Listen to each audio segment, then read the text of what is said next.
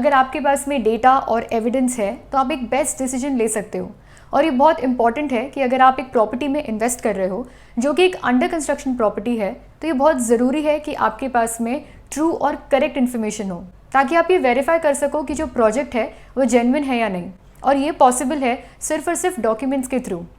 RERA registration के हिसाब से, रेरा प्रोविजंस के हिसाब से अगर आप किसी प्रॉपर्टी में इन्वेस्ट कर रहे हो तो कुछ ऐसे डॉक्यूमेंट्स हैं जिन्हें आपको वेरीफाई करना ज़रूरी है। ऐसे कौन से डॉक्यूमेंट्स हैं, लेट्स फाइंड आउट। आज की इस वीडियो में हमने डॉक्यूमेंट्स को 2 पार्ट्स में डिवाइड किया है। एक है ओनरशिप और दूसरा है approvals. Let's talk about the first part, that is ownership. Title documents. कोई भी बिल्डिंग एक लैंड के ऊपर कंस्ट्रक्ट होती है। हो सकता है कि वो जो लैंड है वो फ्री होल्ड लैंड हो या लीज होल्ड लैंड हो। फ्री होल्ड लैंड यानी जो बिल्डर है वो खुद ओनर है उस लैंड के, और लीज होल्ड लैंड यानी जो बिल्डर है उन्होंने उस लैंड को ओनर से लीज पे लिया है। जो लीज पीरियड है वो हो सकता है 99+ ईयर्स हो। आपको ये वेरीफाई करना है कि जो लीज पेमेंट है वो फुल्ली पेड है बिल्डर के थ्रू, और जितनी भी डॉक्यूमेंटेशन वर्क है वो पूरी तरीके से कंप्लीट है। ऐसा हो सकता है कि वो जो लैंड है उनके प्रीवियस ओनर्स भी हो और उन प्रीवियस ओनर्स के बीच में मल्टीपल सेल ट्रांजैक्शंस एग्जीक्यूट हुए हो। आपको ये चेक करना है कि जितनी भी ओरिजिनल सेल्स डीड है वो बिल्डर के पास में अवेलेबल है। इसे कहते हैं chain of documents.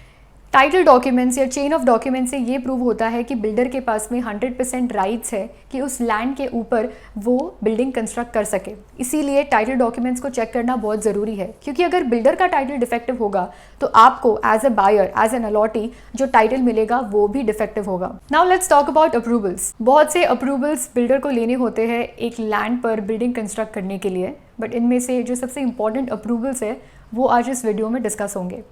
Let's see the first approval.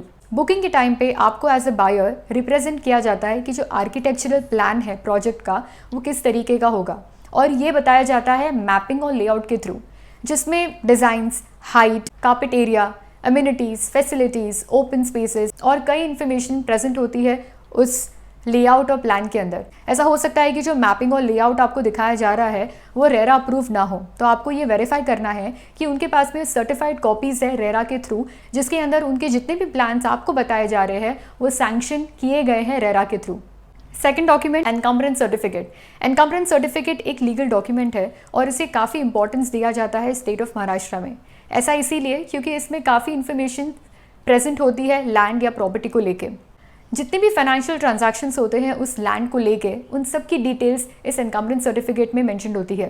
Name of the party, sale transactions, किसी भी तरीके के टैक्सेस पे किए गए हो या टैक्सेस पेंडिंग हो, या किसी भी तरीके का मॉर्गेज या लोन किया गया हो उस लैंड को लेके, इन सब की इन्फॉर्मेशन एनकम्बरेंस सर्टिफिकेट में अवेलेबल होती है। एनकम्बरेंस सर्टिफिकेट ये दर्शाता है कि जो लैंड है वो डेट फ्री है या नहीं। Mapping and layout and encumbrance certificate ये आपको पहले देखने हैं अग्रीमेंट रजिस्टर करने से पहले, और अग्रीमेंट रजिस्टर करने के बाद में आपको 2 इंपॉर्टेंट सर्टिफिकेट्स को ध्यान में रखना है। पहला है कंप्लीशन सर्टिफिकेट और occupancy certificate. Now let's talk about completion certificate. Completion certificate तभी ग्रांट होता है बिल्डर को जब बिल्डर ने उस पूरे प्रोजेक्ट को sanction plan, layout plan, specifications के अकॉर्डिंग कंप्लीट किया है, जो कि रेरा अप्रूव्ड है।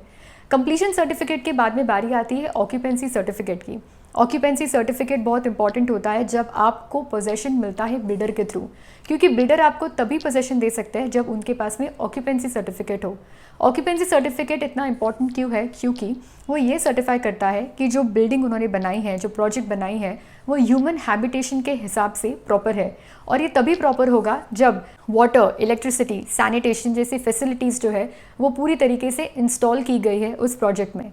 और इसीलिए अगर आपके पास में सीसी या ओसी की कॉपी नहीं आती है बिल्डर के थ्रू, तो आपको जो भी पोजेशन मिलता है बिल्डर के थ्रू वो इलीगल होगा।